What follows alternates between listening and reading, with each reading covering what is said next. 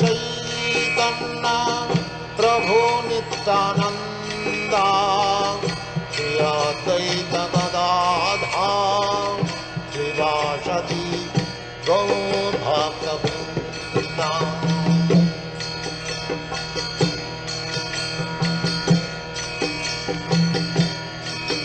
Hare Krishna, Krishna Krishna, Hare Hare, Hare Rama, Rama Rama, Hare Hare. Hare Krishna, Krishna Krishna, Hare Hare, Hare Rama, Rama Rama, Hare Hare. Hare Krishna, Krishna Krishna, Hare Hare, Hare Rama, Rama Rama, Hare Hare. Hare Krishna, Krishna Krishna, Hare Hare, Hare Rama, Rama Rama, Hare Hare. Hare Krishna, Krishna Krishna, Hare Hare, Hare Rama, Rama Rama, Hare Hare. Hare Krishna,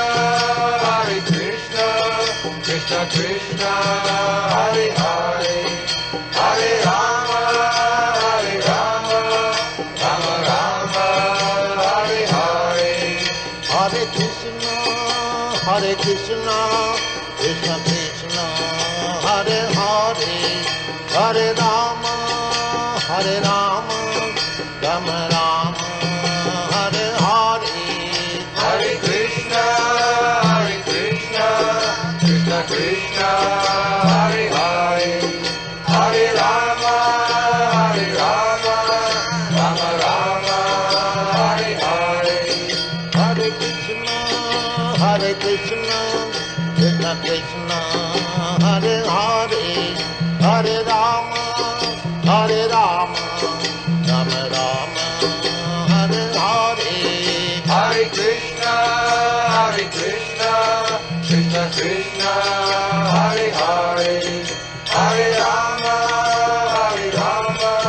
Rama Rama, Hare Hare. Hare Krishna, Krishna Krishna, Hare Hare, Hare Rama, Rama Rama, Hare Hare. Hare Krishna, Krishna Krishna, Hare Hare, Hare Rama, Rama Rama, Hare Hare. Hare Krishna, Krishna Krishna, Hare Hare, Hare Rama, Rama Rama, Hare Hare. Hare Krishna, Krishna Krishna, Hare Hare, Hare Rama,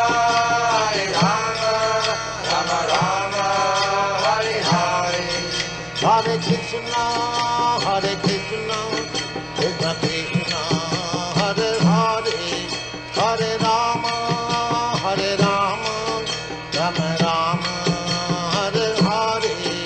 Hare Krishna, Krishna Krishna, Hare Hare, Hare Rama, Rama Rama, Hare Hare.